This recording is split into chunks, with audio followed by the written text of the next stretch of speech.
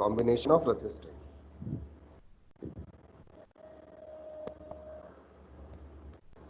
Combination of resistance.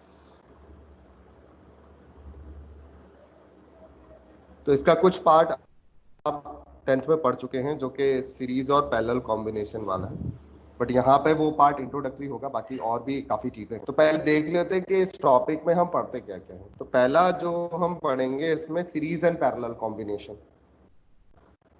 ठीक है, मैंने सारे नेटवर्क को कुछ कैटेगरी में डिवाइड किया है, तो उस कैटेगरी के अकॉर्डिंग हम पढ़ेंगे।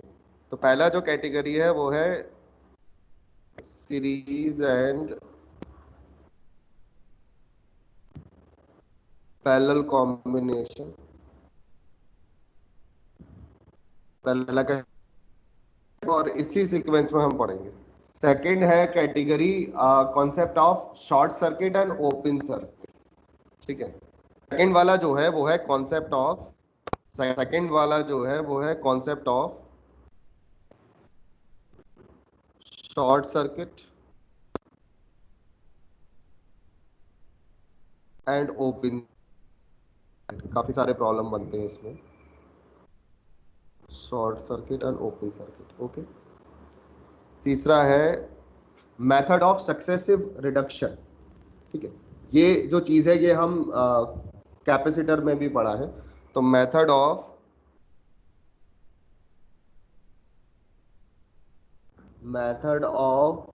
सक्सेसिव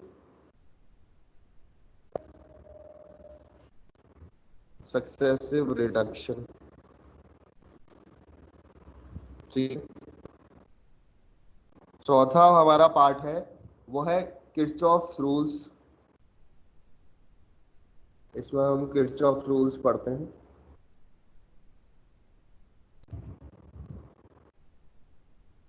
किरचॉफ, तो इसमें दो रूल होते हैं, आपका जो है लूप रूल और जंक्शन।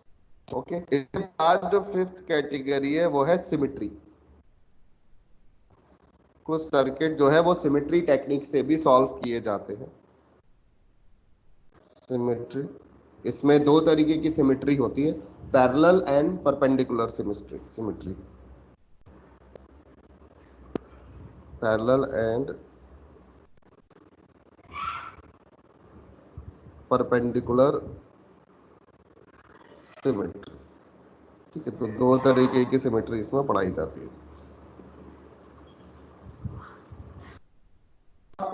ये समझ लीजिए कि जो पहले first, second and third and fourth, ठीक है, series and parallel combination, concept of short circuit and open circuit, prediction and Kirchhoff rule, ये बोर्ड के पॉइंट ऑफ व्यू से इंपॉर्टेंट है।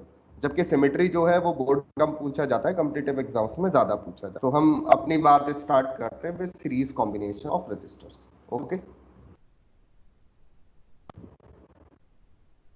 तो पहला हो गया series combination.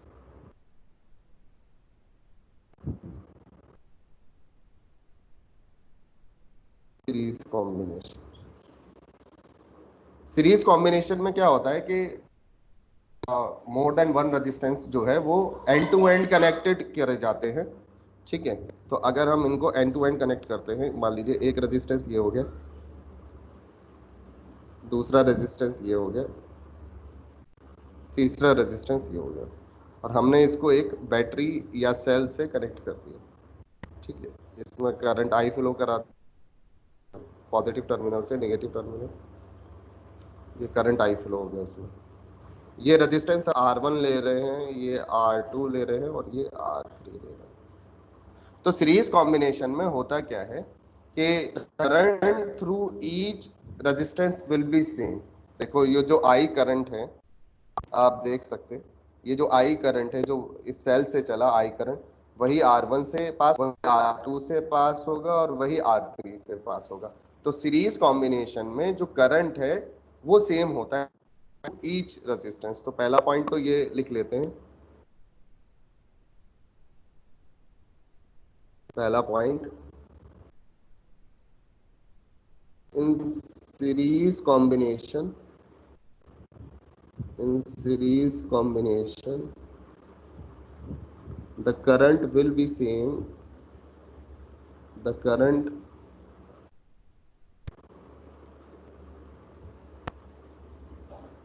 be seen through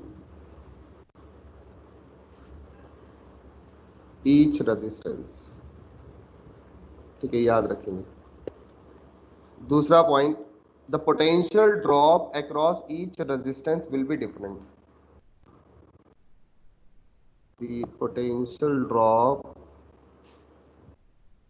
the potential drop across each resistance will be different। तो potential drop जो है वो डिफरेंट होगा। तो यहाँ पे हम पोटेंशियल ड्रॉप मार्क करते हैं। मान लीजिए ये दो पॉइंट हैं, तो इन दो पॉइंट के बीच में जो पोटेंशियल ड्रॉप है वो V1 है। ठीक है, फिर इन दो पॉइंट के बीच में जो पोटेंशियल ड्रॉप है वो V2 है, और इन दो पॉइंट के बीच में जो पोटेंशियल ड्रॉप है V3 है। ठीक है, इन पॉइंट्स को नाम दे सकते हैं। मान लीजिए मैंने इसको A नाम दे दिया, B, C, ओके। जब आपको ये कॉम्बिनेशन पढ़ाया जाता है तो ये जो मैंने वायर, कनेक्टिंग वायर है, ये जो कनेक्टिंग वायर है ये आइडियल वायर है,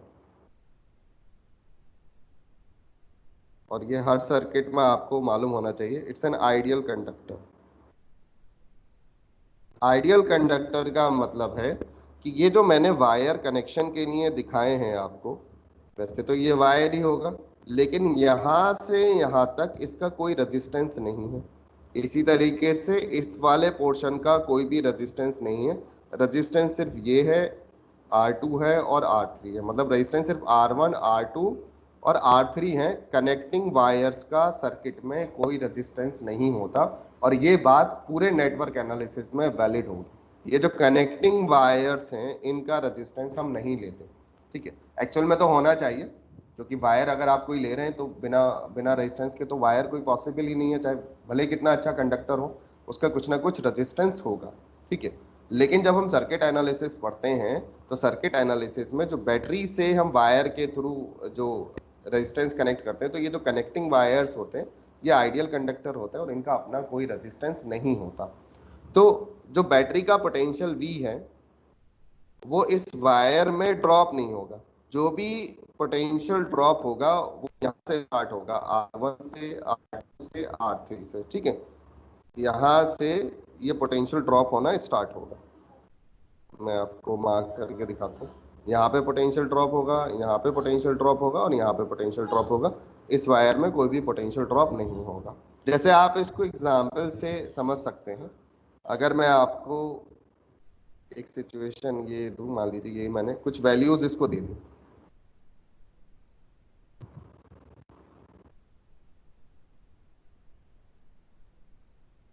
और मैंने मान लीजिए इसमें 10 वोल्ट की बैटरी लगा दी, 10 और मैं आपसे पूछूं what will be the potential at point A. तो द पोटेंशियल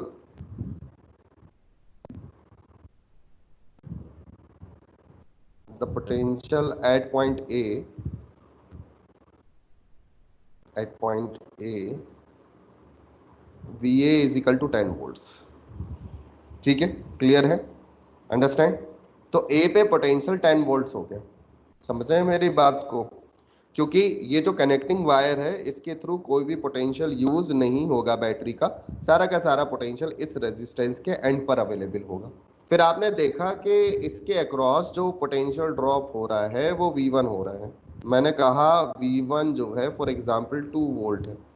ठीक है, यानी कि जो बैटरी से एनर्जी मिली that is potential per unit charge जो होता है, मतलब जो work done per unit charge होता है वो पोटेंशियल होता है। तो जो एनर्जी मिली उसमें से कुछ एनर्जी रेजिस्टेंस R1 के पास यूज हो गई, और R1 ने वो एनर्जी कैसे यूज की, एज अ हीट, क्योंकि जब इस रेजिस्टेंस में से करंट पास होगा तो ये रेजिस्टेंस हीट हो जाएगा।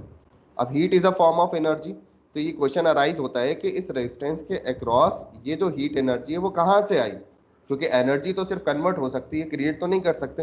तो बैटरी के अंदर जो एनर्जी थी, बैटरी के अंदर जो पोटेंशियल था, उसका कुछ पार्ट इस रेजिस्टेंस के अक्रॉस यूटिलाइज हो गया, और उसी चीज को हम क्या बोलते हैं, पोटेंशियल ड्रॉप बोलते हैं। क्या बोलते हैं, पोटेंशियल ड्रॉप। तो अगर आपसे मैं पूछूं what is the potential at point B, तो बी पे पोटेंशियल बताओ। तो बी पे जो पोटेंशियल होगा वो होगा 10 वोल्ट ए पे था, उसमें से 2 वोल्ट यूटिलाइज हो गया, तो कितना बचा? 8 वोल्ट। ठीक है, बात आ रही है समझ में? तो 2 वोल्ट क्योंकि यूटिलाइज हो गया, तो 10 मिला था ए पर, उसमें से 2 यूटिलाइज हो गया, तो बी पे कितना कितना बचा? 8 वोल्ट हमारा पोटेंशियल बचा। अब मान लीजिए मैं इसके अक्रॉस जो है, इस रेजिस्टेंस के अक्रॉस जो पोटेंशियल ले लेता हूं, वो मान लीजिए मैंने ले लिया 5 वोल्ट।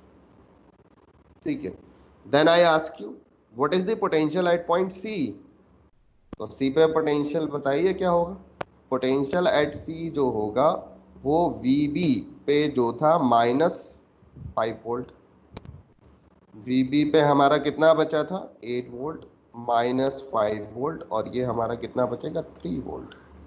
ठीक है, अब क्योंकि जो निगेटिव टर्मिनल होता है बैटरी का, जैसे ये पॉजिटिव टर्मिनल है और ये निगेटिव टर्मिनल है, तो पॉजिटिव टर्मिनल का पोटेंशियल 10 वोल्ट है और निगेटिव टर्मिनल का हम स्टैंडर्ड 0 वोल्ट ले लेते हैं।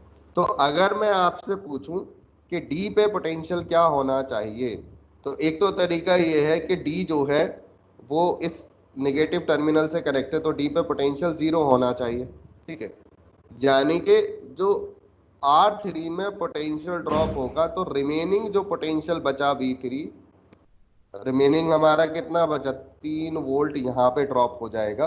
और अगर मैं अब आपसे पूछूं what is the potential at point D, तो पोटेंशियल एट पॉइंट डी जो सी पे था उसमें से 3 वोल्ट माइनस कर दो, तो सी पे था 3 वोल्ट -3 वोल्ट, तो डी पे पोटेंशियल क्या हो गया? 0। तो इस तरीके से डिफरेंट रेजिस्टेंस के अक्रॉस पोटेंशियल ड्रॉप होता चला जाता है और डिफरेंट पॉइंट पे हमें डिफरेंट पोटेंशियल मिलता चला जाता है। ठीक है, तो इसीलिए इस सर्किट को जो सीरीज कॉम्बिनेशन है, सीरीज कॉम्बिनेशन का एक दूसरा नाम होता है, ये जो सीरीज कॉम्बिनेशन है, सीरीज कॉम्बिनेशन का एक जो दूसरा नाम होता है वो होता है पोटेंशियल डिवाइडर। पोटेंशियल डिवाइडर, इस सर्किट को पोटेंशियल डिवाइडर के नाम से भी कहीं कहीं आप देखेंगे, तो ये बात आपको क्लियर होनी चाहिए। ठीक है, पोटेंशियल डिवाइडर। ओके,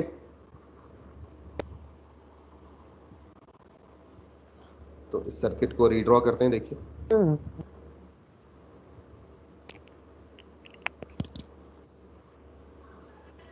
तो ये हमारा मान लीजिए 10 वोल्ट की बैटरी थी, V is equal two plus minus, ये हमने सर्किट बना लिया।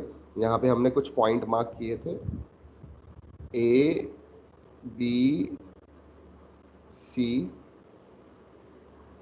और D। ये C हो गया, ये D हो गया। तो आप देखेंगे अगर मैं आपसे पूछूं कि भाई इन दो पॉइंट्स के बीच में पोटेंशियल कितना होगा, इन दो पॉइंट के बीच में आपको डिफरेंट पोटेंशियल मिलेगा, इन दो पॉइंट के बीच में डिफरेंट पोटेंशियल मिलेगा, और इन दो पॉइंट के बीच में डिफरेंट पोटेंशियल मिलेगा। वो क्या क्या है? इस पॉइंट, इन दो पॉइंट के बीच में जो पोटेंशियल मिलेगा वो आपको V1 मिलेगा, इन दो पॉइंट के बीच में पोटेंशियल जो मिलेगा वो V2 मिलेगा, इन दो पॉइंट के बीच में जो पोटेंशियल मिलेगा वो V3 मिलेगा। ठीक है, तो A और B के बीच में जो पोटेंशियल डिफरेंस होगा वो क्या होगा? V1। यानी कि अगर मैं बोलूं VAB के बीच में जो पोटेंशियल डिफरेंस होगा वो कितना होगा? V1 के बराबर। या मैं बोल सकता हूँ पोटेंशियल ड्रॉप, तो VB के अक्रॉस V1 होगा, VBC के अक्रॉस V2 होगा, और VCD के अक्रॉस जो है वो V3 होगा।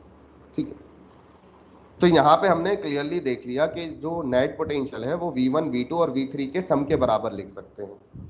तो this implies that we can write down V is equal to,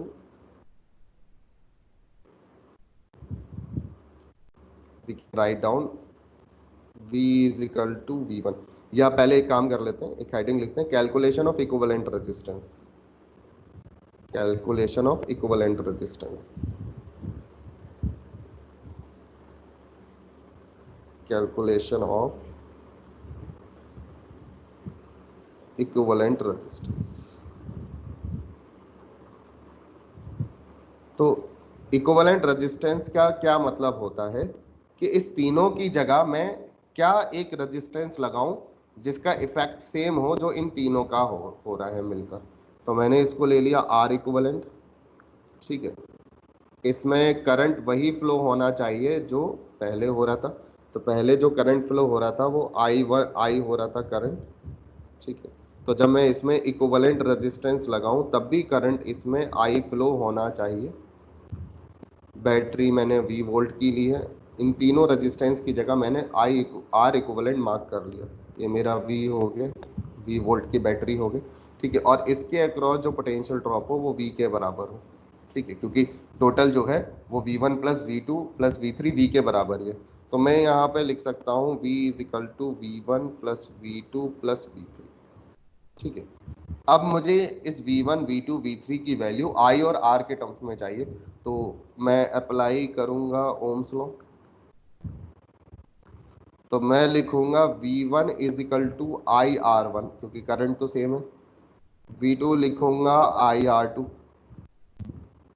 V3 लिखूंगा IR3 और V लिखूंगा IR इक्विवेलेंट। सर्किट आप देख सकते हैं, तो मैं इनकी वैल्यू यहाँ पे पुट कर देता हूँ। IR equivalent IR1 plus IR2 plus IR3। तो अगर आप इसको सॉल्व करेंगे तो R इक्विवेलेंट जो है प्लस R2 प्लस R3, यानी कि इन series combination the effective resistance increases. क्योंकि देखो R इक्विवेलेंट जो है वो R1 से भी बड़ा होगा, R इक्विवेलेंट जो है वो R2 से भी बड़ा होगा, R इक्विवेलेंट जो है वो R3 से भी ज़्यादा होगा। मतलब इन series combination the effective resistance increases. यानी कि जहां भी आपको रेजिस्टेंस बढ़ाना हो तो आप सीरीज कॉम्बिनेशन का इस्तेमाल कर सकते हो। इन series combination effective resistance increases, effective resistance increases, ठीक है, इफेक्टिव रेजिस्टेंस बढ़ जाता है। ओके, अब आप मुझे रीजन बताइए कि इफेक्टिव रेजिस्टेंस इंक्रीज क्यों हुआ। What is the cause of increase in effective resistance? क्योंकि in series combination the effective length increases. मान लो एक रेजिस्टेंस मैंने ऐसे लगाया R1, फिर एक दूसरा लगा दिया R2, फिर तीसरा लगा दिया R3, R1 R2 R3। तो व्हाट हैपेंस, जो इफेक्टिव लेंथ ऑफ रेजिस्टेंस है वो इंक्रीज कर गई, इसलिए रेजिस्टेंस बढ़ गया। क्योंकि जो भी रेजिस्टेंस होता है वो क्या होता है, रो L अपॉन A, ठीक है। तो ओवरऑल लेंथ बढ़ गई इसलिए रेजिस्टेंस बढ़ गया। अच्छा आप मुझे ये बताइए कि जब हमने सीरीज कॉम्बिनेशन ऑफ कैपेसिटर पढ़ा था, series combination of capacitor, formula याद है आप लोगों को ऑफ कैपेसिटर? तो वहां पे जो सीरीज कॉम्बिनेशन ऑफ कैपेसिटर में फार्मूला बनता था वो बनता था C equivalent is equal to 1/C1 plus 1/C2 plus 1/C3। अगर तीन कैपेसिटर मैंने सीरीज में लगाए, यानी कि वहां पे इक्विवेलेंट कैपेसिटेंस घट जाता था। जबकि सीरीज कॉम्बिनेशन ऑफ रजिस्टर्स में, सीरीज कॉम्बिनेशन ऑफ रजिस्टर्स में जो इक्विवेलेंट रेजिस्टेंस है वो आता है R equivalent is equal to R1 plus R2 plus R3। तो ये फार्मूला चेंज क्यों हो गया? एक जगह तो हम रेसिप्रोकल का सम कर रहे हैं और एक जगह जो है हम वैल्यूज का सम कर रहे हैं डायरेक्टली। तो ये वेरिएशन क्यों आकर हो रहा है? देखो चाहे वो रजिस्टर है या कैपेसिटर है, दोनों ही किस पे डिपेंड करते हैं, शेप एंड साइज पे डिपेंड करते हैं। तो अगर मैं रजिस्टर का फार्मूला लिखूं तो वो होता है L अपॉन ए, यानी कि directly proportional to length but inversely proportional to area. जबकि अगर कैपेसिटेंस का फार्मूला लिखूं तो वो होता है epsilon naught A upon D, यानी कि inversely proportional to length and directly proportional to area. तो देखो फार्मूला रिवर्स है, जो रेजिस्टेंस में एरिया आ रहा है वो नीचे आ रहा है, ठीक है, जबकि कैपेसिटर में जो एरिया आ रहा है वो ऊपर आ रहा है, न्यूमरेटर बन रहा है, और यहाँ पे जो एरिया है रेजिस्टेंस के केस में वो डिनोमिनेटर है। तो ऑब्वियस है कि जो रेजिस्टेंस है अगर सम के बराबर है इक्विवेलेंट रेजिस्टेंस, तो कैपेसिटेंस जो है वो रेसिप्रोकल के बराबर होगा।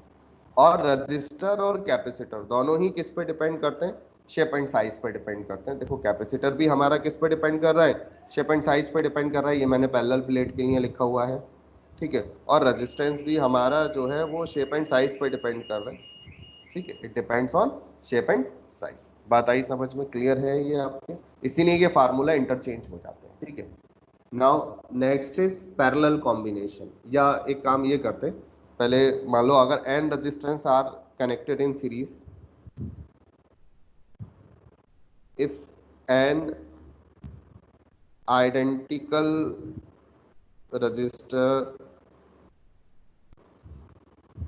resistances are connected in series, are connected in series,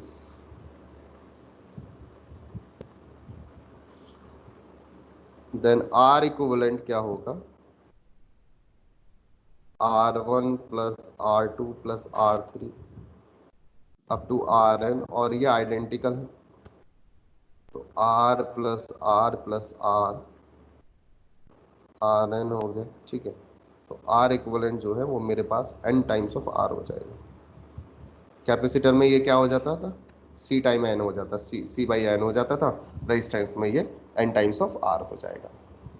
now next is parallel combination. जैसे सीरीज कॉम्बिनेशन का दूसरा नाम था, इसका भी दूसरा नाम है। सीरीज कॉम्बिनेशन का दूसरा नाम क्या था, पोटेंशियल डिवाइडर। इसका जो दूसरा नाम है वो है current divider, also known as current divider, क्योंकि इसमें करंट डिवाइड होता है। तो पहले मैं 2 रेजिस्टेंस के लिए करूंगा, फिर 3 रेजिस्टेंस के लिए करूंगा। तो केस 1 कर लेते हैं, 2 रेजिस्टेंस के लिए। तो 2 रेजिस्टेंस है, हमने पैरेलल में कनेक्ट कर दिया,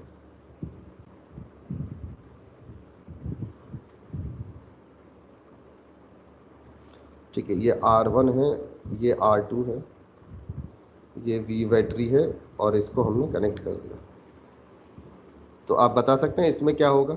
जैसे सीरीज का जो रिकॉग्नाइजेशन था वो किसके बेसिस पे था, कि भाई करंट सेम रहता है बट पोटेंशियल डिफरेंट हो जाता है।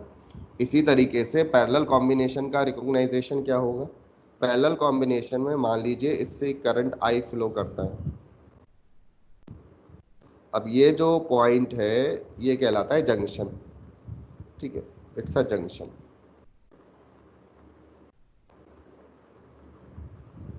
तो मान लीजिए इस जंक्शन को A मार्क कर देता हूँ, और ये जंक्शन B है, इसको B मार्क कर देता हूँ। तो what happened at the junction, the current will divide at junction, the current will divide.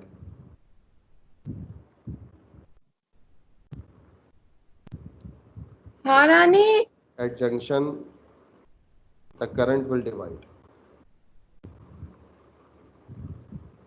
Current divide हो जाएगा। At junction the current will divide, क्यों डिवाइड होगा, ये लिक्विड फ्लो की तरह है। मान लीजिए एक क्रॉस सेक्शन है इसमें, और इसमें हमने ये इस तरीके से इसको डिवाइड कर दिया, टी पॉइंट बना दिया। तो जो लिक्विड यहाँ से एंटर, ये लिक्विड हो जाएगा, कुछ इसमें से चला जाएगा, कुछ इसमें से चला जाएगा। सेम विद इलेक्ट्रॉन, यहाँ से कुछ इलेक्ट्रॉन एंटर कर रहे हैं मान लीजिए, या करंट एंटर कर रहे हैं, ठीक है। तो कुछ इलेक्ट्रॉन इस वाले पास से चले जाएंगे, कुछ इलेक्ट्रॉन इस वाले पास से चले जाएंगे।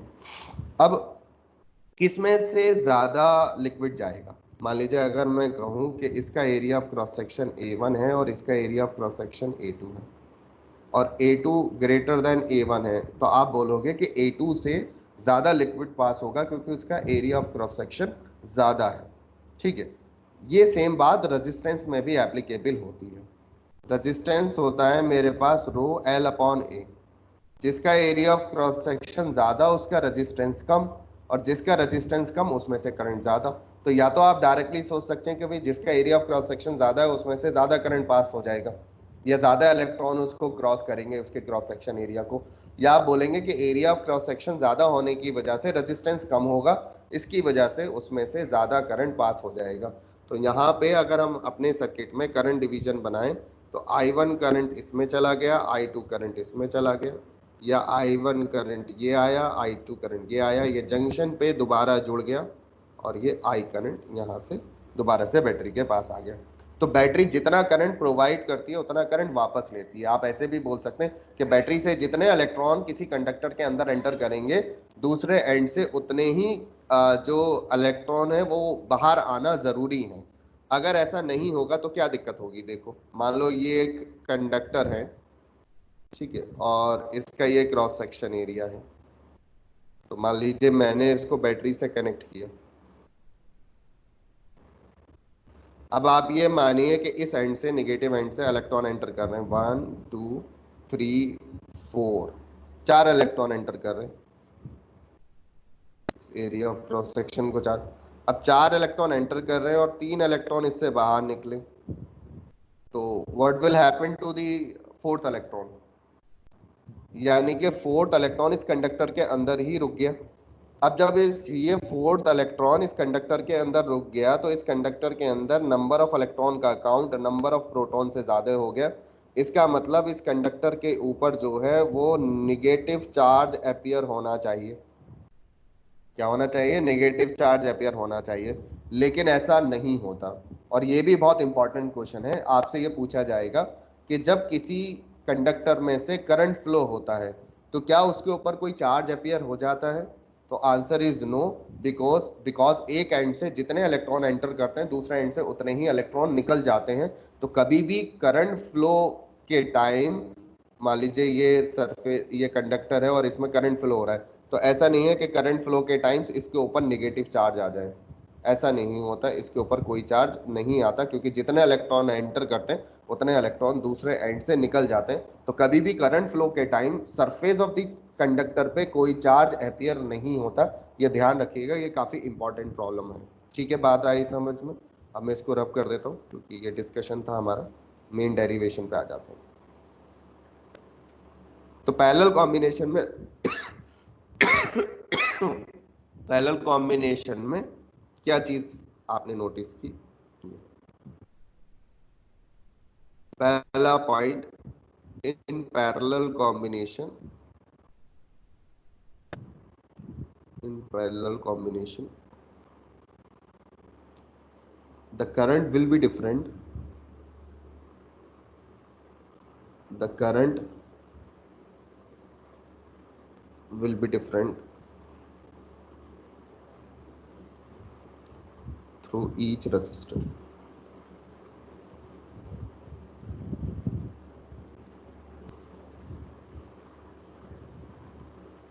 ठीक है, ये करंट इक्वल भी हो सकते हैं अगर ये दोनों रेजिस्टेंस जो है वो बराबर हो जाए। तो मैं यहाँ पे एक चीज लिख देता हूँ कि अगर मान लीजिए R1 ग्रेटर देन R2 है तो I1 लेस देन होगा I2 से, है ना, पहली सिचुएशन। दूसरी सिचुएशन, अगर R2 ग्रेटर है R1 से तो मेरा I2 लेस देन होगा I1 से। और मान लीजिए अगर R1 is equal to R2 है तो I1 I2 बराबर हो जाएंगे, इक्वली डिवाइड हो जाएगा। ठीक है, बट इन जनरल हम क्या लिखते हैं कि पैरेलल कॉम्बिनेशन में करंट डिफरेंट होता है रेजिस्टेंस के। दूसरा पॉइंट है, the potential drop across each resistor, each resistance will be same. The potential drop across each resistance will be same। और ये काफी इंपॉर्टेंट पॉइंट है, इस पर बहुत सारे न्यूमेरिकल्स आप देखेंगे इस कॉन्सेप्ट से हम सॉल्व करेंगे। ठीक है, तो ये एक जनरल बात हो गई। अब मान लीजिए इसका हमें आर इक्विवेलेंट निकालना है, तो हम बात करते हैं कैलकुलेशन ऑफ आर इक्विवेलेंट। ठीक है, मैं स्लाइड चेंज कर रहा हूँ।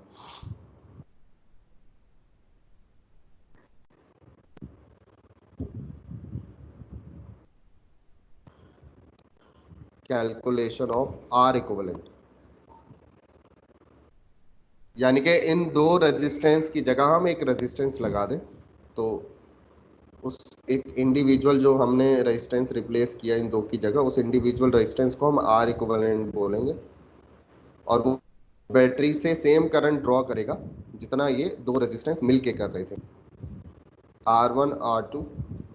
इसके अक्रॉस अगर पोटेंशियल हम V1 ले लेते हैं और इसके अक्रॉस पोटेंशियल V2 ले लेते हैं, और ये पोटेंशियल V है, तो potential will be same, V1 is equal to V2। ठीक है, करंट दिखा देते हैं, यहाँ पे करंट आ गया I, ये करंट है, ये I1 करंट, ये I2 करंट, एक जंक्शन A है हमारा, एक जंक्शन B है। इस तरीके से ये करंट का डायरेक्शन हो गया। तो इसका इक्विवेलेंट सर्किट हमें क्या बनाना है कि एक R लगा दे सिंगल, ठीक है, ये बैटरी हो गई V वोल्ट की सेम, और ये सेम करंट ड्रॉ करेगा जितना ये दोनों मिलके कर रहे थे, that is R equivalent. Okay, तो यहाँ पे हम ये लिख सकते हैं कि I जो है वो बेसिकली I1 प्लस I2 होगा। ठीक है, अब ओम्स लॉ यूज करेंगे, हम लिख सकते हैं V is equal to I R equivalent, V1 is equal to I1 R1, और V2 is equal to I2 R2। ठीक है, यहाँ पे पुट करिए I1 I2 और I की वैल्यू। I की वैल्यू मैं लिख सकता हूँ V अपॉन R इक्वलेंट, मैं लिख सकता हूँ V1 बाई R1, मैं लिख सकता हूँ V2 बाई R2। अब ये जो V1 V2 है ये V के बराबर होंगे, अप्लाइड पोटेंशियल के बराबर।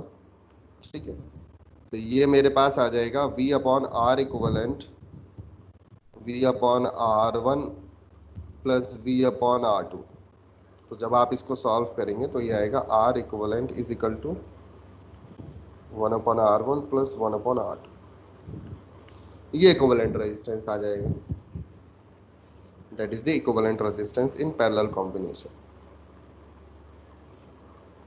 तो अगर आप यहाँ पे ध्यान से देखें कि जो R इक्विवेलेंट है बेसिकली वो लेस देन R1 भी है, ठीक है, और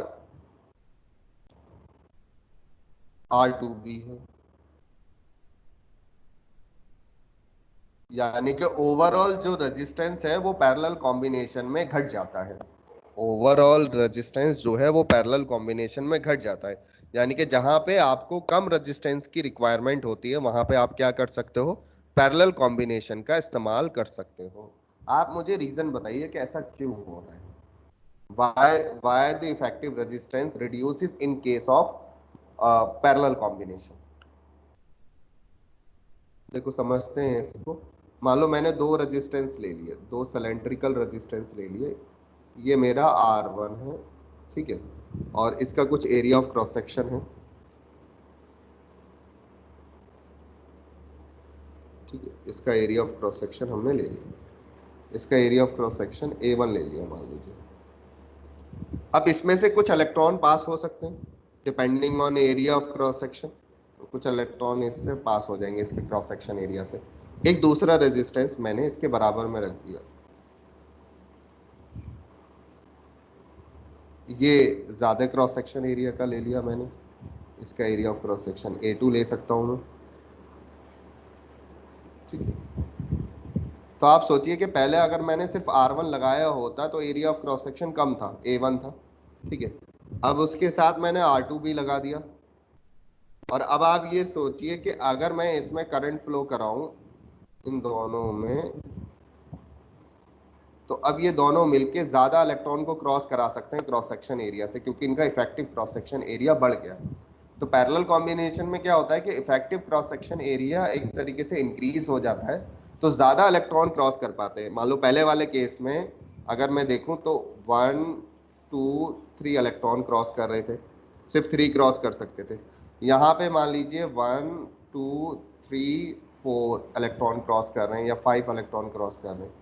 तो ओवरऑल जो है पहले 3 क्रॉस कर रहे थे इंडिविजुअली, अगर इंडिविजुअली लगाते R1 को तो 3 क्रॉस करते, अगर हम R2 को इंडिविजुअली लगाते तो उससे 4 क्रॉस करते, लेकिन अगर हमने उसको कंबाइन लगा दिया तो अब एक साथ उस पूरे सेक्शन को 7 इलेक्ट्रॉन क्रॉस कर सकते हैं, यानी कि क्रॉस सेक्शन एरिया बढ़ने से जो charge flow through a cross section area हो रहा है वो बढ़ गया, करंट बढ़ गया, इसका मतलब ओवरऑल रेजिस्टेंस घट गया। ठीक है, तो पैरेलल कॉम्बिनेशन में ओवरऑल रेजिस्टेंस घट जाता है।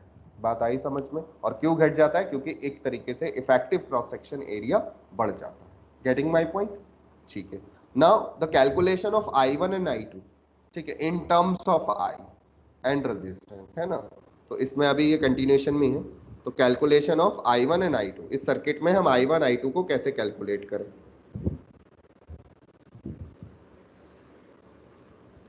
Calculation of I1 and I2 in terms of I, in terms of I, जो टोटल करंट बैटरी से फ्लो हो रहा है या सेल से फ्लो हो रहा है, तो उसके टर्म्स में हम I1 I2 को कैसे एक्सप्रेस करेंगे, वो हमारा कंसर्न है इसमें। तो सर्किट बना लेते हैं, ये R1 हो गया, ये हमारा R2,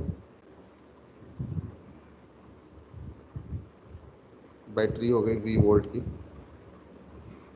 R1 R2, current show कर देते हैं, I करंट, ये I1 करंट हो गया, ये I2 करंट हो गया। ओके, तो हमने देखा कि पोटेंशियल अक्रॉस जो रेजिस्टेंस है वो सेम होगा, तो हम लिख सकते हैं V1 is equal to V2 in parallel combination the potential across each resistance is same. इसको लिख सकते हैं I1 R1 I2 R2। तो यहां से एक रिलेशन आएगा हमारे पास I1 by I2 R2 by R1, यानी कि करंट जो है वो इनवर्स रेशियो में डिवाइड होता है। देखो I1 ऊपर है लेकिन R1 नीचे, तो जहां रेजिस्टेंस ज्यादा होगा उसमें से कम करंट जाएगा और जहां रेजिस्टेंस कम होगा उसमें से ज्यादा करंट जाएगा। तो करंट जो है वो इनवर्स रेशियो में डिवाइड होता है। तो ये तो इस एक ये पहला जो मैं करा रहा हूँ ये मेथड 1 है, 2 मेथड से आपको कराऊंगा, जिसको आपको बेटर लगे आप वो अडॉप्ट कर सकते हैं। तो मेथड 1 अभी हम कंटिन्यूशन कर रहे हैं। अब क्या करो, इस इक्वेशन में ये जो रेशियो है इसमें 1 ऐड कर दो, तो I1 I2 adding 1 on each side, R2 R1 plus 1, LCM ले लीजिए, I1 plus I2 divided by I2, ठीक है, R2 plus R1 divided by R1। ये जो I1 plus I2 है आप इसको टोटल करंट लिख सकते हैं, आप इसको टोटल करंट लिख लीजिए, I2 ओके, ये हो जाएगा R1 plus R2 divided by R1। तो अगर मैं I2 की वैल्यू आपसे पूछूं तो R2 की वैल्यू आएगी R1 divided by R1 plus R2 sum of resistors into total current. ये हमें एक्सप्रेशन ड्राइव करना था। और करंट कैसे डिवाइड हो रहा है? इनवर्स रेशियो में डिवाइड हो रहा है। ये भी कैपेसिटर में एक तरीके से हम कर चुके हैं, वहां पे हम चार्ज निकालते थे, तो चार्ज जो है वो डायरेक्ट रेशियो में डिवाइड होता था, जितना बड़ा जितनी ज्यादा वैल्यू कैपेसिटर की उतना ज्यादा चार्ज। यहाँ पे उल्टा है, I2 के सामने R1 लिखा हुआ है। अगर मैं इसी फिलॉसफी पे I1 लिखना चाहूँ तो बहुत आसानी से लिख सकता हूँ। I1 आप सोचो क्या होना चाहिए, I1 के सामने R2 आएगा, नीचे R1 प्लस R2 रहेगा और यहाँ पे टोटल करंट रहेगा। तो ये हमारी क्या आ गई, वैल्यू आ गई I1 I2। समझ आ गई बात आपकी? तो इस तरीके से हम I1 I2 की वैल्यू कैलकुलेट कर सकते हैं। मेथड 2 देख लेते हैं, सेम है, बस थोड़ा सा कैलकुलेशन का तरीका डिफरेंट है। मेथड 2, V1 V2 हमारे बराबर है, इससे हमारा जो रेशियो आएगा वो आएगा I1 I2, डायरेक्टली लिख रहा हूँ, R2 R1। तो अब हम वन ऐड ना करके हम ये कॉन्सेप्ट यूज कर रहे हैं कि I जो है वो I1 I2 होता है, ठीक है। तो अब आप इसमें क्या करो, I2 को रिप्लेस कर दो या I1 को रिप्लेस कर दो। तो अगर आप I2 को रिप्लेस करोगे इस केस में, इस पहली इक्वेशन से इसका यूज करके सब्सटीट्यूशन मेथड यूज कर रहे हैं, तो I is equal to I1, I2 की जगह आप क्या पुट कर सकते हैं, आप पुट कर सकते हैं R1 I1 divided by R। बस आप इसको सॉल्व कर लीजिए, एलसीएम लेंगे तो ये आएगा I R2 I1 R2 I1 R1, यहाँ से I1 आपको पता चल जाएगा। सेम वैल्यू आएगी R2 R1 plus R2 into आई। इसी तरीके से आप I2 कैलकुलेट कर सकते हैं। आई होप ये कर लेंगे आप लोग। ठीक है, तो ये दो तरीके हैं, तो जो आपको सुटेबल लगता है आप वो अडॉप्ट कर सकते हैं। अब मान लीजिए इसी को हम 3 रेजिस्टेंस के लिए कैलकुलेट करना चाहते हैं फॉर 3 रेजिस्टेंस। थोड़ा सा फार्मूला चेंज हो जाएगा, इसीलिए ये जो 3 रेजिस्टेंस वाला केस है वो मैं आपको डिफरेंट करा रहा हूँ, अलग से करा रहा हूँ। तो चलिए, combination of parallel combination of 3 resistors.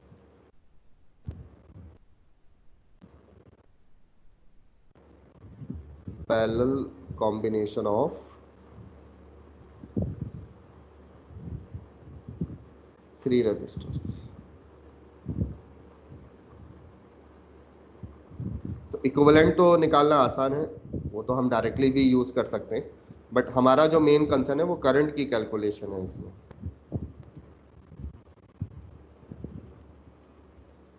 ये 3 रेजिस्टेंस है, हमने पैरेलल में कनेक्ट कर दिए।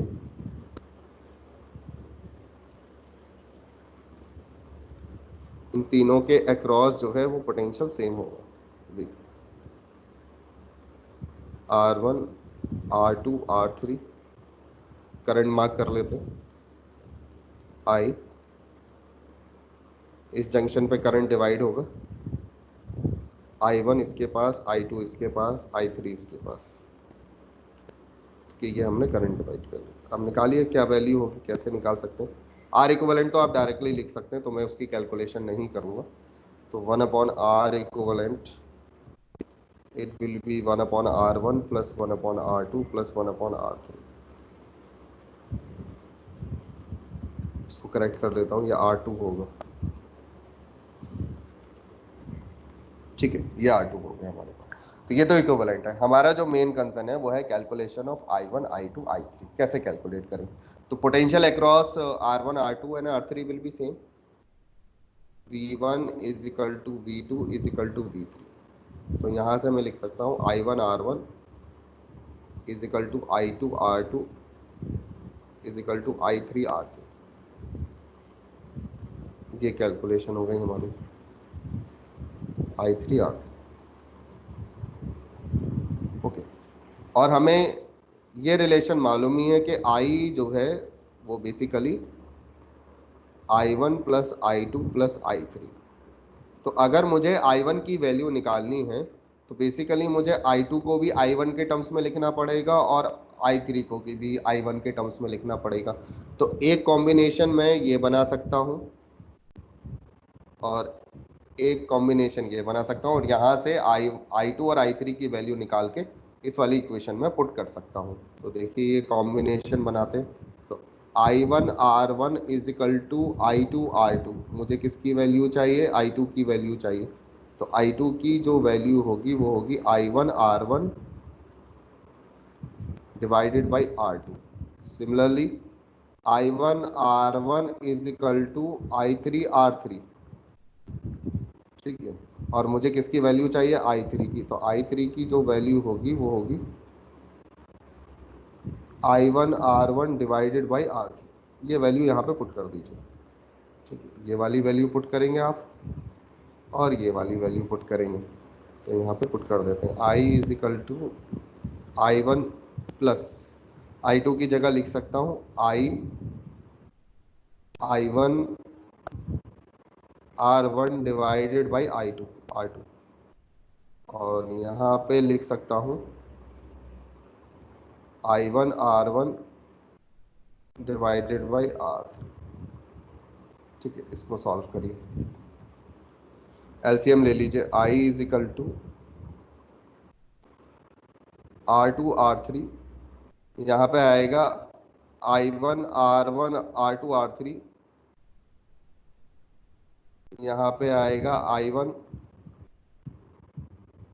R1 R3, एलसीएम ले रहा हूँ, प्लस यहाँ पे आएगा आपका I1,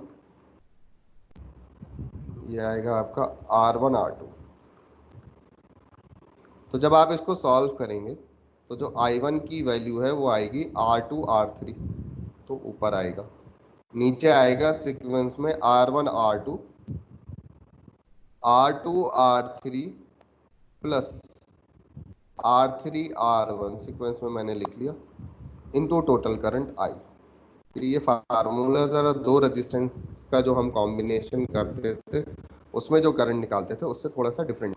अगेन देखिए, अगर मुझे I1 निकालना है तो I1 में ऊपर जो है R1 नहीं आ रहा, R2 और R3 आ रहा है, और नीचे क्या आ रहा है R1 R2 plus R2 R3 plus R3 R1 into total current. तो ये जो है वो इस तरीके से फॉर्मेट बन गया। तो अगर मैं I2 I3 की वैल्यू लिखना चाहूँ तो कैसे लिखूंगा? नीचे तो वही रहेगा, आई भी वही रहेगा, जो ऊपर वाला एक्सप्रेशन है वो चेंज हो जाएगा। जब ये जो ऊपर वाला एक्सप्रेशन है इसमें चेंज हो जाएगा। तो अगर मैं I2 की वैल्यू लिखूंगा तो इसमें R2 नहीं आएगा, मेरा आएगा R1 R3। और जब मैं I3 की वैल्यू लिखूंगा तो R3 नहीं आएगा, उसमें आएगा R1 R2। तो फटाफट हम I1 I2 और I3 की वैल्यू लिख लेते। तो हमारे पास जो I2 वैल्यू आएगी वो आएगी R1 R3। देखिए मैं ऊपर R3 R2 नहीं लिखूंगा, अच्छा नीचे as it is R1 R2 plus R2 R3 plus R3 R1 into total current I। ठीक है, similarly I can write down I3। ऊपर R3 नहीं लिखना है, मुझे लिखना पड़ेगा R1 R2 डिवाइड बाई पूरी वैल्यू लिखेंगे हम R1 R2 plus R2 R3 plus R3 R1 into total current I। तो तीन का कॉम्बिनेशन है, तो रिजल्ट ये होगा। ठीक है, ये रिजल्ट हो जाएगा। Now if an identical if an identical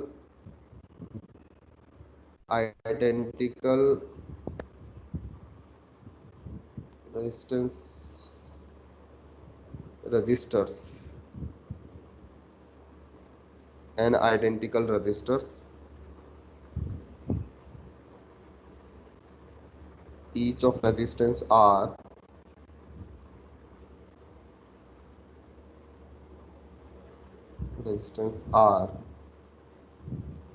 are connected in parallel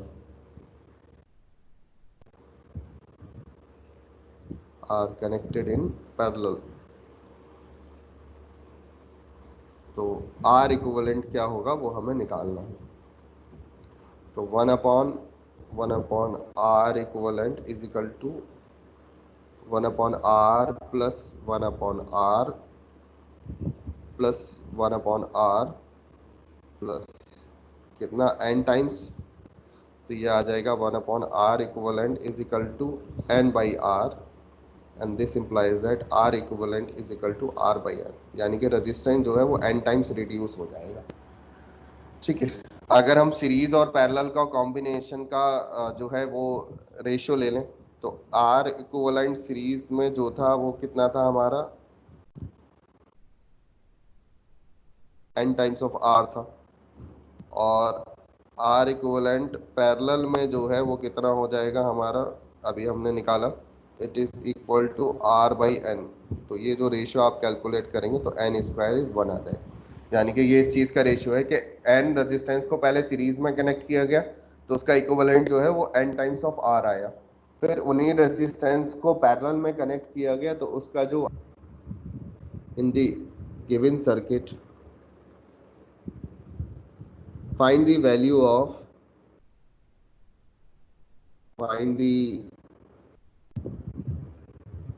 of I, I1 and I2।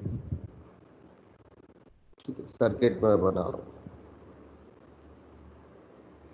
एक ये रेजिस्टेंस है R3 ओम, ठीक है,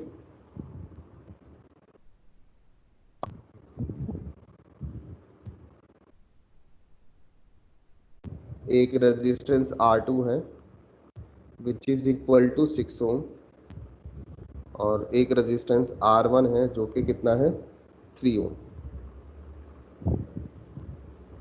इसको एक 50 वोल्ट की 30 वोल्ट की बैटरी से कनेक्ट कर दिया गया। ठीक है, इसके करंट में शो कर देता हूँ। बैटरी से करंट आई फ्लो हुआ,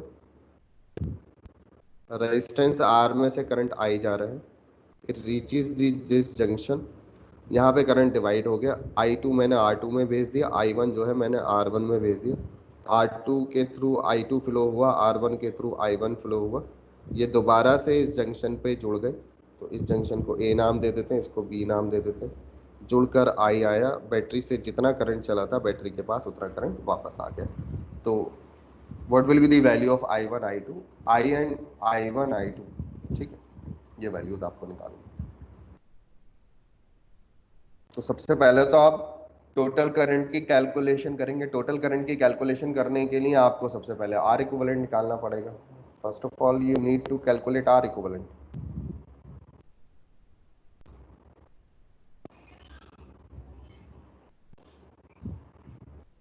करिए कैलकुलेट। तो इस सर्किट को हम रीड्रॉ कर सकते हैं। ये हमारा आर हो गया विच इज इक्वल टू 3 ओम।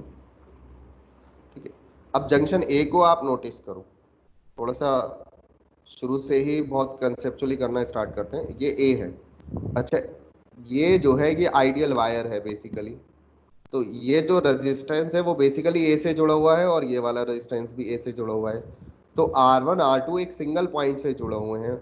एक R1 का एक एंड और R2 का एक एंड ए पॉइंट से जुड़ा हुआ है और उनके दूसरे जो एंड्स है वो बी पॉइंट से जुड़े हुए हैं।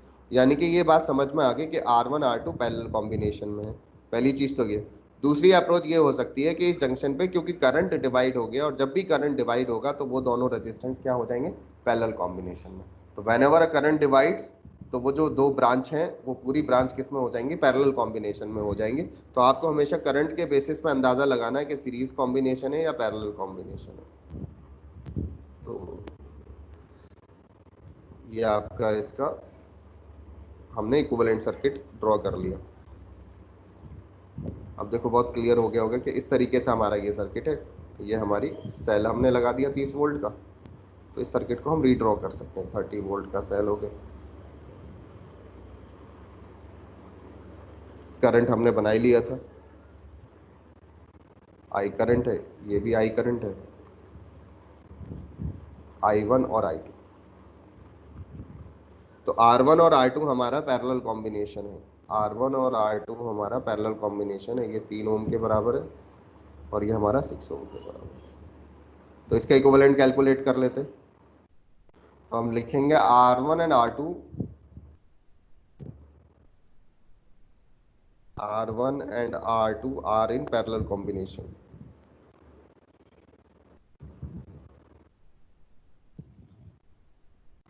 पैरेलल कॉम्बिनेशन, तो इनका इक्विवेलेंट हम R डैश मान लेते हैं। तो ये हो जाएगा 1/R1 प्लस 1/R2।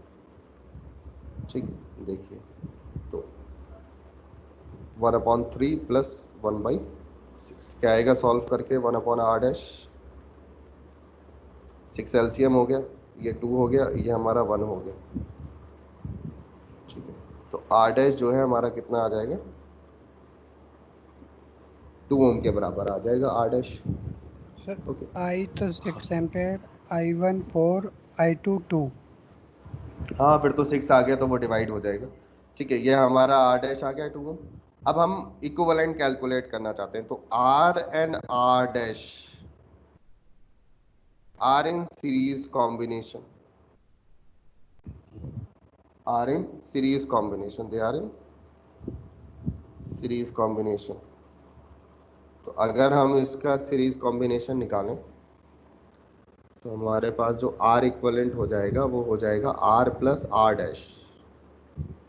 तो ये हमारा 3 है, ये हमारा 2 है, तो टोटल कितना आ गया, 5 ओम आ गया। तो अब जो पूरा सर्किट है वो R इक्वलेंट से रिप्लेस हो गया और इस R इक्वलेंट से जो है वो 30 वोल्ट की बैटरी कनेक्ट है। तो अगर मैं I की वैल्यू निकालूं तो I की जो वैल्यू होगी, तो मैं तो यूज करूंगा V is equal to I R equivalent 30/5 6 amperes. तो बैटरी से तो 6 एम्पियर करंट फ्लो होगा। अब हमें ये देखना है, आई की वैल्यू तो हमें पता चल गई, अब हमें देखना है कि ये डिवाइड कैसे हो रहा है ना। तो ये हमारा आर था, जो कि हमारा कितना था, 3 ओम था। अभी एक काम और करेंगे आप इसमें, मैं एडिशनल एक क्वेश्चन और दूंगा, वो भी आपको करना है। आप potential drop across each resistance भी निकालेंगे, ईच रेजिस्टेंस के अक्रॉस पोटेंशियल ड्रॉप कितना होगा वो देखना है आपको। 30 volt V is equal to, एक ही प्रॉब्लम में हम ये कर लेते हैं। ये I हो गया हमारे पास, I1 I2, R1 3 ओम के बराबर और R2 जो है वो 6 ओम के बराबर। तो हमें I1 I2 निकालना है बेसिकली। तो हम कैसे निकाल रहे हैं I1 I2? हम या तो फार्मूला यूज कर लें, या हम सीधा कहेंगे कि यार potential across R1 and R2 will be same. क्या पोटेंशियल ड्रॉप अक्रॉस R1 और R2 30 वोल्ट हो सकता है? मान लो अगर मैंने ये लिख दिया,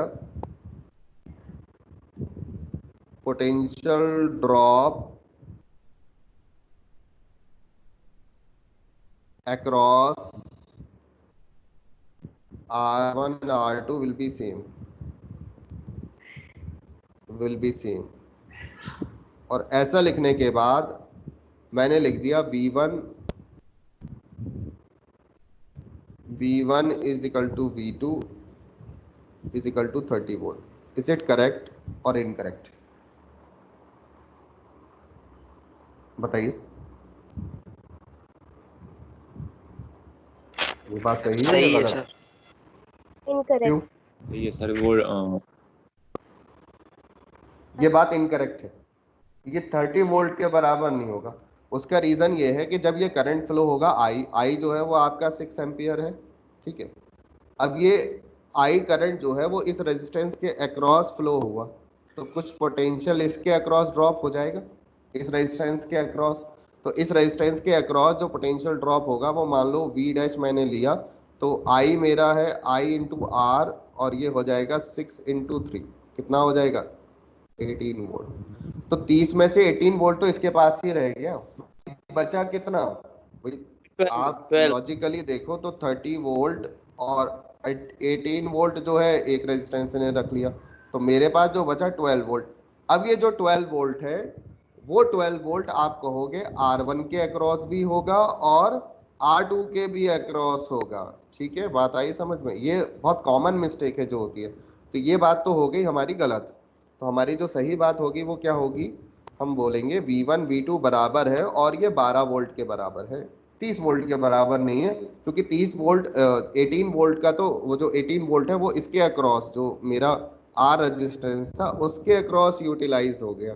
तो मैं इसको प्रॉपरली लिख देता हूँ, इट इज 18 वोल्ट जो है वो मेरा आर के अक्रॉस यूटिलाइज हो गया। तो बचा हुआ जो है 12 वोल्ट वो R1 के अक्रॉस भी अपेयर हो जाएगा और R2 के अक्रॉस भी अपेयर हो जाएगा, क्योंकि वो पैरेलल कॉम्बिनेशन में क्या है, पैरेलल कॉम्बिनेशन में।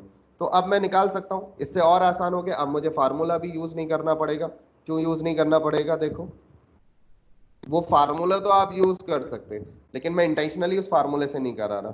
तो हमें हमें पता चल गया कि V1 जो है वो 12 वोल्ट के बराबर है। अब V1 लिख दो, I1 R1 इक्वल टू 12। तो I1 की वैल्यू कितनी हो जाएगी? 12/R1 and that will B 12/3, 4 ampere.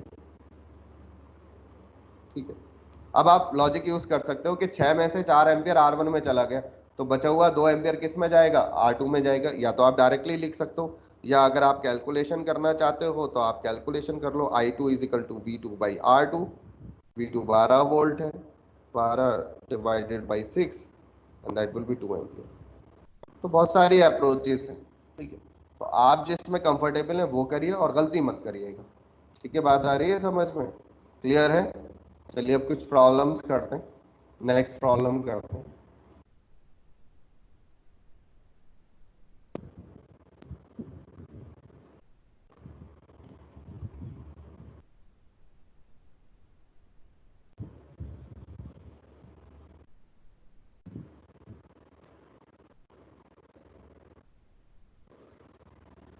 Okay, तो ये प्रॉब्लम्स आपको विजिबल हैं?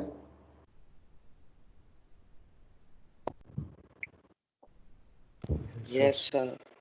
तो आपको पहला प्रॉब्लम यह है कि जो वीआई ग्राफ है, two resistors and their series combination are shown in figure, ठीक है। Which one of these graph represent the series combination of the other two, give reason for your answer. तो पहले का सॉल्यूशन कर लेते हैं। पहला प्रॉब्लम यह है कि ये आपको 3 रेजिस्टेंस का ग्राफ दे रखा है, इसमें से 2 रेजिस्टेंस का पैरेलल कॉम्बिनेशन करा गया है और आपको बताना है कि कौन सा कर्व है वो सीरीज कॉम्बिनेशन को शो कर रहा है।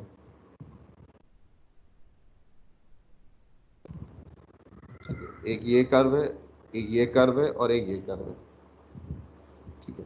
ये थर्ड कर्व है, ये आपका सेकंड कर्व है और ये फर्स्ट कर्व है। तो आप बताओ कि कौन सा सीरीज कॉम्बिनेशन को शो कर रहा है कर्व। ये आप एक्सिस तो देख लो बेटा ध्यान से, आई ये आईवी ग्राफ है, आई बाय। तो कौन सा होगा, थर्ड या फर्स्ट? फर्स्ट फर्स्ट कर्व होगी, क्योंकि अगर आप देखो कि अगर हम एंगल मार्क करें तो एंगल तो हमारे पास रहेंगे, ये θ1 हो जाएगा, ये θ2 हो जाएगा, ये θ3 हो जाएगा। तो tan θ3 जो है वो 1/r3 होगा, tan θ जो है वो 1/r2 होगा और tan θ1 मेरा r1 होगा, 1/r1, क्योंकि मेरा θ3 जो है बड़ा है θ2 से, बड़ा है θ1 से। tan θ3 ग्रेटर होगा tan θ2 से, ठीक है, tan θ1 बड़ा होगा। ओके, इसका मतलब जो रेजिस्टेंस R3 है वो सबसे कम होगा रेजिस्टेंस और R1 सबसे ज़्यादा होगा। इसका मतलब मैं ये सोच सकता हूँ कि R1 जो है वो बेसिकली R2 प्लस R3 के बराबर हो सकता है, क्योंकि R1 सबसे बड़ा है, क्योंकि सीरीज कॉम्बिनेशन में जो इक्विवेलेंट रेजिस्टेंस आता है वो इंडिविजुअल रेजिस्टेंस से बड़ा होता है, क्योंकि R1 जो है वो मेरा R2 से भी बड़ा हो गया और R1 जो है वो मेरा R3 से भी बड़ा हो गया। ठीक है, बात आई समझ में, क्लियर है? तो ये एक अप्रोच है। चलिए नेक्स्ट करा रहा हूँ। अभी कुछ क्वेश्चन सीक्वेंस में नहीं कराऊंगा, क्योंकि ड्रिफ्ट वेलोसिटी वगैरह का आज जो असाइनमेंट भेजूंगा तो वो ड्रिफ्ट से रिलेटेड है। पहले आप वो कर लेना, उसके बाद मैं ये क्वेश्चंस डिस्कस करूंगा। चलिए क्वेश्चन नंबर 48 करते हैं इसमें हम।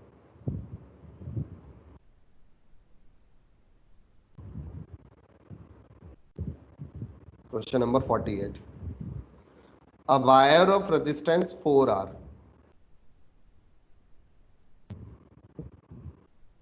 एक वायर है जिसका अपना इफेक्टिव रेजिस्टेंस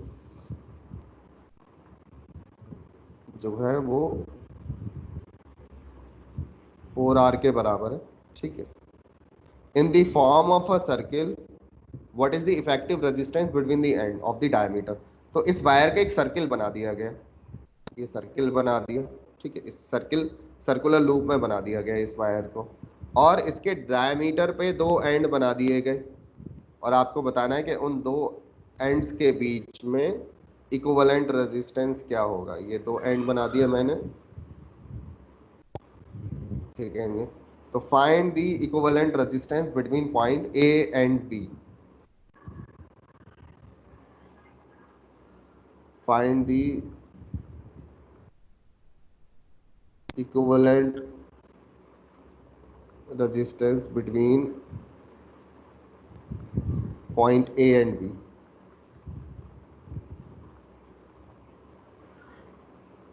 निकालिए क्या होगा।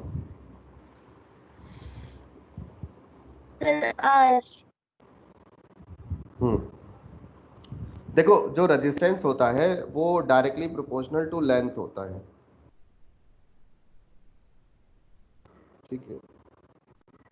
तो ये जब मान लो यहां से करंट आई फ्लो हुआ, यहां से करंट आई फ्लो हुआ, ये इस जंक्शन पे पहुंचा, तो कुछ करंट इधर से जाएगा I1 और कुछ करंट इधर से जाएगा I2, वो बात अलग है कि ये दोनों पार्ट जो है वो आइडेंटिकल है, तो I1 I2 बराबर हो जाएगा। लेकिन करंट डिवाइड हो गया, और जब करंट डिवाइड हुआ तो हमारे माइंड में फौरन स्ट्राइक करना चाहिए कि ये जो है ये पैरेलल कॉम्बिनेशन है। Whenever a current divide it is a parallel combination.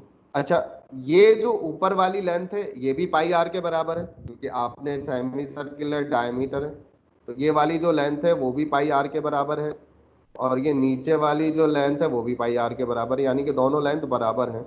यानी कि एक L/2 है, एक L/2 है, या पाई आर है, क्योंकि सरकमफ्रेंस क्या होता है 2 पाई आर। तो मैं इसको रीड्रॉ कर सकता हूँ एज अ सर्किट। मैं बोलूंगा कि ये दो रेजिस्टेंस पैरेलल कॉम्बिनेशन में है, ठीक है। एक R1 रेजिस्टेंस है, एक R2 रेजिस्टेंस है, और एक पॉइंट ए है और एक पॉइंट बी है, और ये R1 R2 बराबर होंगे, और ये जो होगा वो 2R के बराबर होगा, क्योंकि नेट रेजिस्टेंस 4R है, तो आधी लेंथ का रेजिस्टेंस क्या होगा 2R। और इनका R इक्विवेलेंट अगर मैं निकालूंगा तो R इक्विवेलेंट आ जाएगा मेरा R1 प्लस R2, ठीक है। तो 1/2R प्लस 1/2R, और जब आप करेंगे तो मेरा R इक्विवेलेंट आएगा R के बराबर, ठीक है। तो ओवरऑल रेजिस्टेंस जो है वो इसका क्या हो जाएगा, R हो जाएगा, ठीक है। अंडरस्टैंड, बात आ रही है समझ में, क्लियर है। अच्छा, एक चीज और, करंट क्या हो जाएगा, करंट डिवाइड हो जाएगा। I1 भी I/2 के बराबर हो जाएगा, क्योंकि इक्वल रेजिस्टेंस है तो आधा आधा डिवाइड हो जाएगा, कैलकुलेशन करने की जरूरत नहीं है। I2 is equal to I/2, तो आप डायरेक्टली लिख सकते हैं कि करंट जो है वो इक्वली डिवाइड हो जाएगा, करंट जो है वो इक्वली डिवाइड हो जाएगा। Now you will try question number 55। चलिए क्वेश्चन नंबर 55 करिए।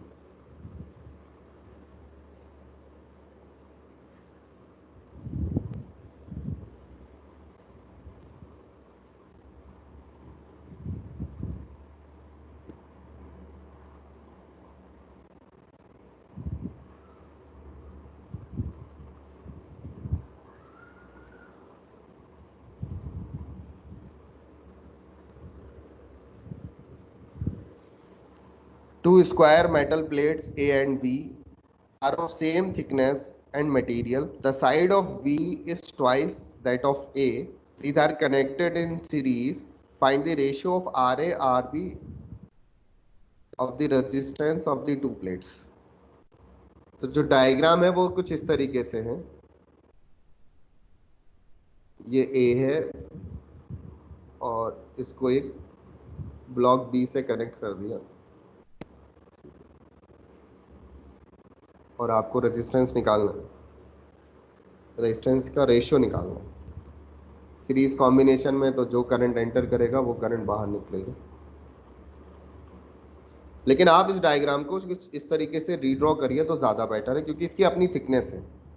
तो आप जो इसको ड्रॉ करिए वो इस तरीके से ड्रॉ करिए तो ज़्यादा बेटर होगा, या ज़्यादा बेटर तरीके से आप समझ पाएंगे इस प्रॉब्लम को। ये फ्रंट व्यू दे रखा है, तो इसकी कुछ थिकनेस है, इस ब्लॉक की कुछ थिकनेस है। इसी तरीके से ये जो ब्लॉक बी है इसकी भी थिकनेस सेम है, तो ये थिकनेस है। अब आप इस प्रॉब्लम को करिए। अगर मान लीजिए इसकी डायमेंशन आप ए ले लेते हैं, तो ये डायमेंशन ए होगी, ये डायमेंशन ए होगी, इसकी डायमेंशन होगी 2a और 2a, और जो थिकनेस है वो t है। इसकी भी थिकनेस जो है वो t के बराबर है, और इसकी भी थिकनेस t के बराबर है। अब आप इनका इंडिविजुअल रेजिस्टेंस निकालिए। ये a है, ये b है, और आपको इसका इंडिविजुअल रेजिस्टेंस जो है वो निकालना है।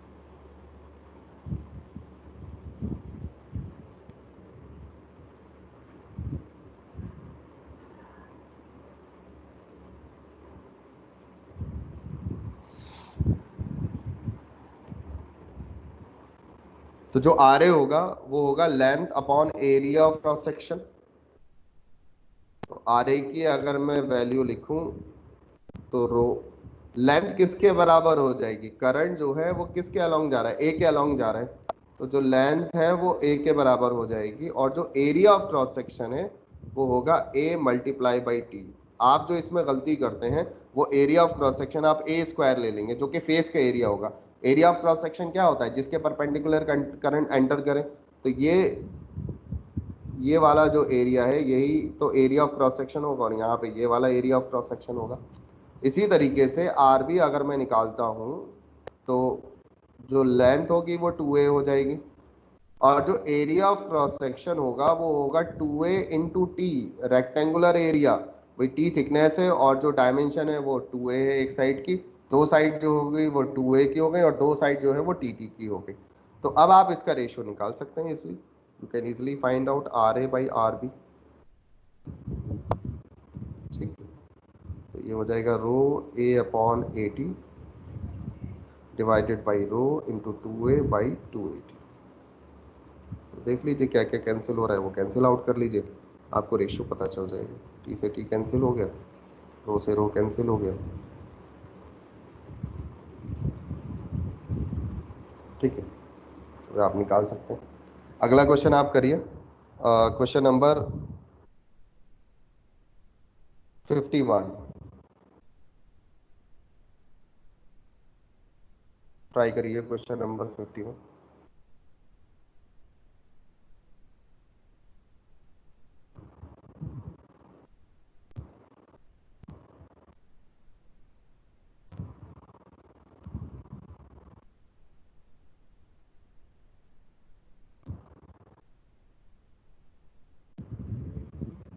गो थ्रू करिए 51।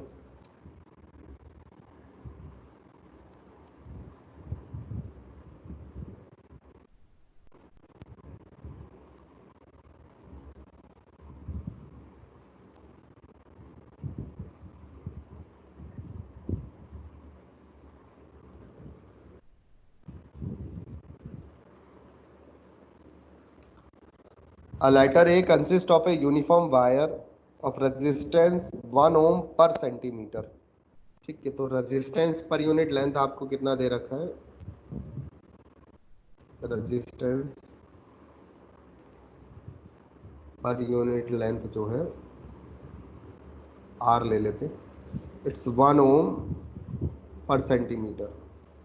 Okay, the side of letter are each 20 centimeter long and a cross piece in the middle is 10 centimeter long while the apex angle is 60 degree। तो एक लेटर ए बनाया आपने वायर का,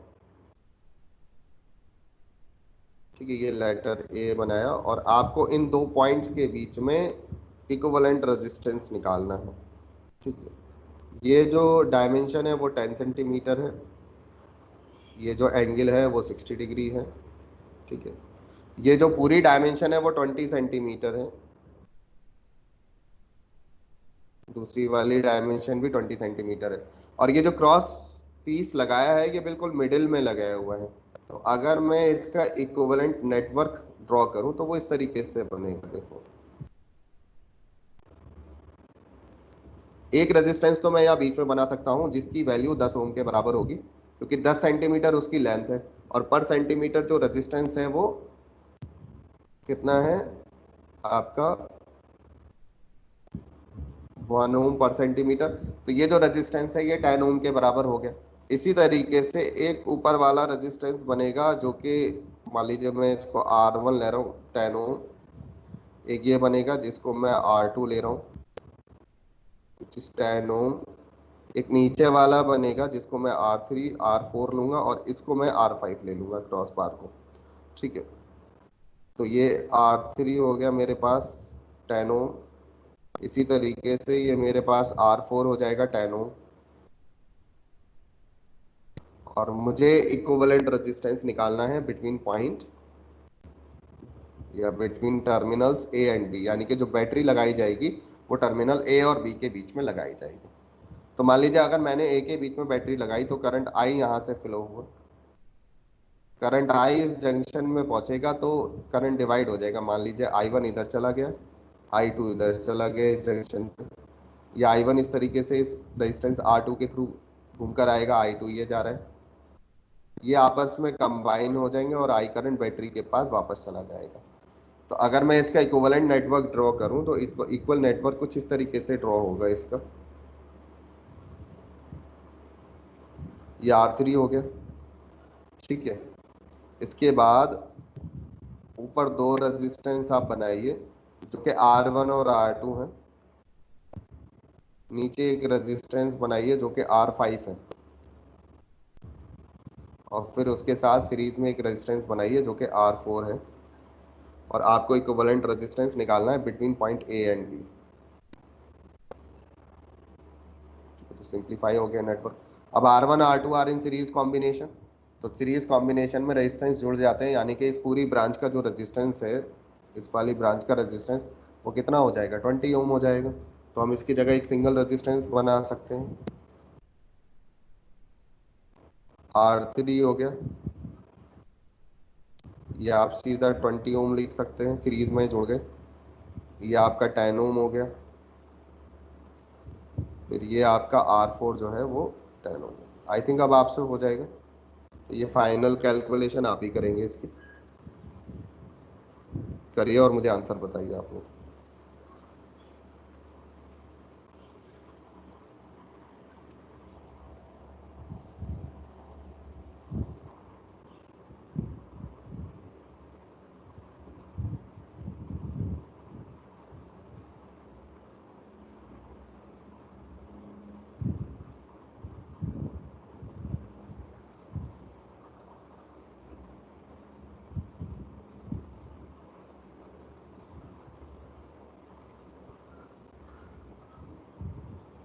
सर 80/3 ओम। अब और कैलकुलेट करने दीजिए, अभी चेक करते हैं।